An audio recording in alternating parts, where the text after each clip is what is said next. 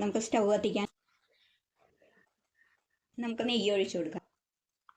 1 spoon നെയ്യ് ഒഴിച്ചു കൊടുത്തിട്ടുണ്ട്. ചൂടാവട്ടെ.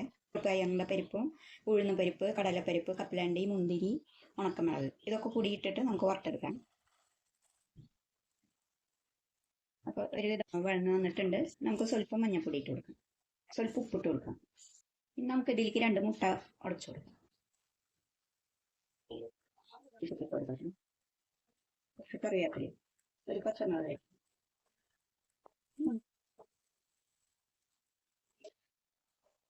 ഉപ്പുമാവ് ഉണ്ടാക്കാം. പക്ഷേ നെയ്യ് 2 ടീസ്പൂൺ ഒഴിച്ചു കൊടുക്കാം.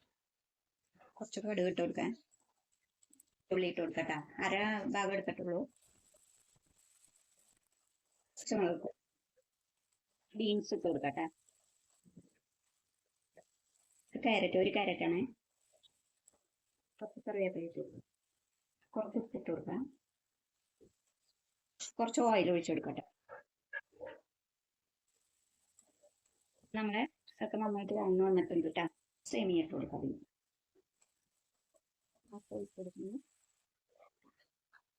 1.5 ഗ്ലാസ് വെള്ളം മതി.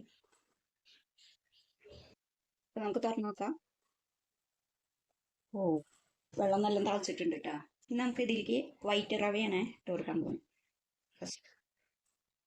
ഇനി ഗോതമ്പ് റവ ഇനി കൊടുക്കാം. അപ്പം നമുക്ക് തുറന്നു നോക്കാം കേട്ടോ. നന്നായിട്ട് വെന്തിട്ടുണ്ട്. ഈ കുറച്ച് വെളിച്ചെണ്ണ സ്പ്രേ ചെയ്ത് കൊടുക്കാം. ചെറുനാരങ്ങയുടെ നീര് ഒഴിച്ച് കൊടുക്കാം. നമ്മൾ വഴറ്റി വെച്ചിട്ടുണ്ടല്ലോ മുട്ട, ഇതൊക്കെ ഇതിലേക്ക് ഇട്ട് കൊടുക്കാം. നമുക്ക് മിക്സ് ചെയ്യാം. കുറച്ച് കറിവേപ്പിലയും കൊത്തമല്ലി വെച്ചപ്പോൾ അപ്പോൾ നമ്മുടെ ഉപ്പുമാവ് ഇവിടെ റെഡി ആയിട്ടുണ്ട് കേട്ടോ. അടിപൊളി ഉപ്പുമാവാണ്, ഹെൽത്തിയാണ് കേട്ടോ, നല്ല ടേസ്റ്റാണ്. എല്ലാവരും ഫീഡ്ബാക്ക് അറിയിക്കണം. ലൈക്ക് ചെയ്യുക, ഷെയർ ചെയ്യുക, സബ്സ്ക്രൈബ് ചെയ്യാം കേട്ടോ.